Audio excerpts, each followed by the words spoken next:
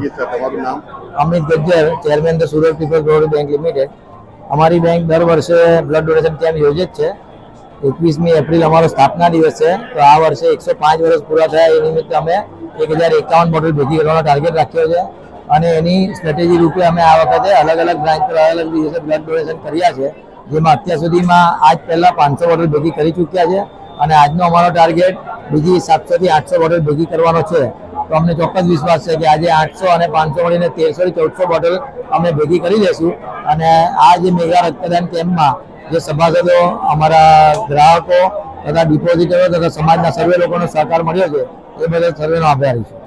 સુરત શહેરને કંઈક મેસેજ આપવા માંગો છો? સુરત શહેરને એક જ મેસેજ આપવા માંગીએ છીએ કે સુરત પીપલ્સ બેંક જેનો લોગો છે અને જેની ટેગલાઇન છે કે પોતાની સુરતના લોકોની ખરેખરી પોતાની બેંક, એટલે આ બેંક જે કમાઈ છે બધું સુરતના લોકો માટે અને સુરતના લોકો માટે જે કરે છે, તો આવા કોઈ પણ social initiative Surat people's bank માટે ચોક્કસ આવજો, અમે તમારા સહકારમાં સૌમ્યતા ઉભા રહીશું। તમારું નામ? હું રોહિત શશિકાંત મહેતા, હું ધ સુરત પીપલ્સ કોઓપરેટિવ બેંકમાં ડિરેક્ટર છું અને છેલ્લા 3 વર્ષથી હું ડિરેક્ટર છું। અને આ જે આપણે કેમ્પ જોઈ રહ્યા છે, સુરત પીપલ્સ બેંક દ્વારા આયોજિત કેમ્પ છે। અમારે બેંકને 105 વર્ષ પૂરા થયા, એના અનુસંધાનમાં 21મી એપ્રિલ સ્થાપના દિવસ છે, પરંતુ આજે આ શનિવાર હોવાના હિસાબે આજે આ ડોનેશન કેમ્પ આપણે આયોજન કર્યો છે અને અમારો ટાર્ગેટ એ છે કે આ જે સૌથી વધારે વિશ્વસનીય બેંક સુરત પીપલ્સ બેંક છે, એમાં સૌથી વધારે કેવી રીતે બ્લડ કલેક્શન કરી શકીએ એ અમારો ટાર્ગેટ છે। છેલ્લા વીકમાં અમે લોકોએ છાપરાબાટા, કામરેજ, બારડોલી, પછી વાપી, વલસાડ, ચીખલી અને નવસારી આ જગ્યા ઉપર બ્લડ ડોનેશન કેમ્પ ઓલરેડી કરી ચૂક્યા છે અને 497 બ્લડ બોટલ્સ કલેક્ટ કરી ચૂક્યા છે।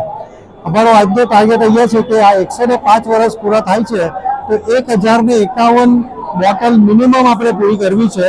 એના માટે ખૂબ સુંદર અમે લોકોએ પ્રમોશન કર્યું છે અને આ જોઈ રહ્યા છો કે કેટલો ઉત્સાહ છે લોકોમાં, ખાસ કરીને સુરતના ઉત્સાહમાં, અમારા શેર હોલ્ડર્સમાં, અમારા એકાઉન્ટ હોલ્ડર્સમાં, અમારા સભ્યોમાં, બધામાં એટલો સરસ ઉત્સાહ છે કે આ ટાર્ગેટ જે છે તે ચોક્કસ અમે પૂરો પાડી શકશું।